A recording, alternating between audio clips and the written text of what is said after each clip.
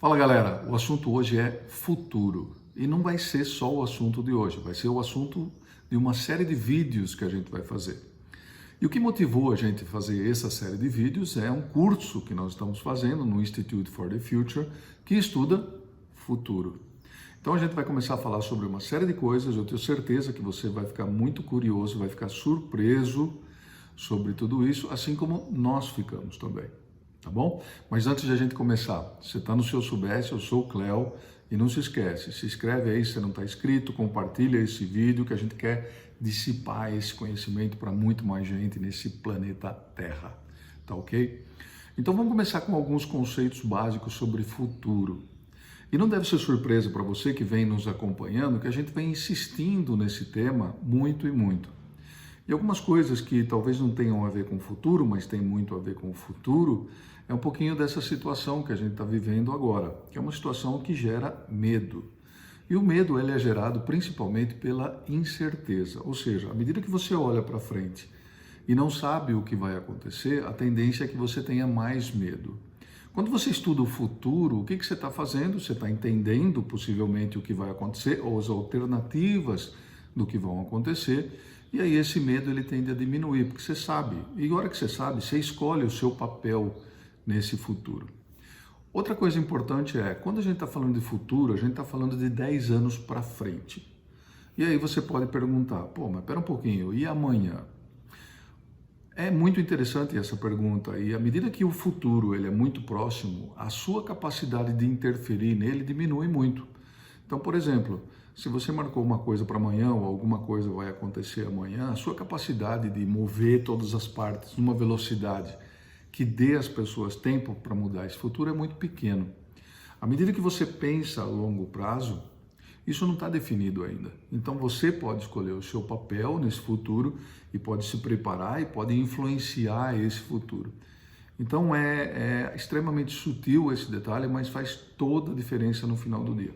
Futuro que nós vamos falar daqui para diante é 10 anos. Quando a gente está falando de futuro aqui, a gente não está simplesmente tentando adivinhar o que vai acontecer. Então a gente tem uma metodologia que a gente vai usar, que é uma metodologia muito simples, que basicamente a gente vai pegar sinais, então a gente vai capturar sinais, a gente vai transformar esses sinais e entender quais são os drivers, o que levam a que esses sinais aconteçam, e a gente vai traçar cenários, a gente vai tentar escolher se a gente quer fazer parte desse futuro ou se a gente não quer fazer parte desse futuro. Parece ser uma coisa complicada, mas na verdade não é. Eu tenho certeza que de alguma maneira você já vem fazendo isso na hora que você planeja. Futuro é planejar. O que é hoje e o que foi ontem não dá mais para mudar, mas o que é futuro dá para mudar. Hoje talvez não dê para a gente falar sobre alguma coisa específica, embora eu vá tentar, porque senão esse vídeo vai ficar muito grande, você vai se aborrecer e vai embora. Mas eu vou começar a dar algumas dicas sobre esse futuro.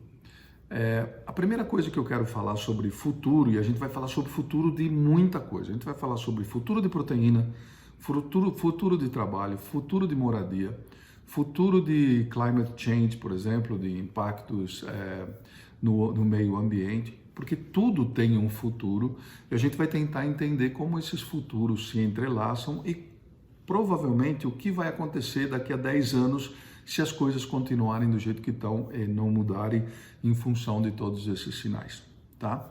Então eu só vou aqui dar um apetite, não um apetite, mas abrir o apetite de vocês.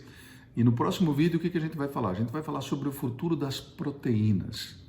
O que é proteína? Por proteína a gente criou uma cabeça que está associado muito com carne, peixe, leite e tudo mais.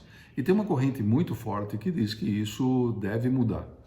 Por que deve mudar? Porque não faz bem, porque a digestão demora, porque a gente está criando extensos rebanhos e isso está fazendo com que os reservatórios de água fresca eles acabem e tudo mais, está gerando queimada, a gente está deteriorando o solo com as erosões, tá? Isso é só um apetite do que a gente vai falar, então fica comigo no próximo vídeo que nós vamos falar sobre o futuro das proteínas. O que nós vamos comer? Nós vamos comer mato só daqui a 50 anos ou daqui a 10 anos? Ou a gente vai conseguir sintetizar proteína animal? Um grande abraço e até a próxima. Te aguardo no meu próximo vídeo. Tchau.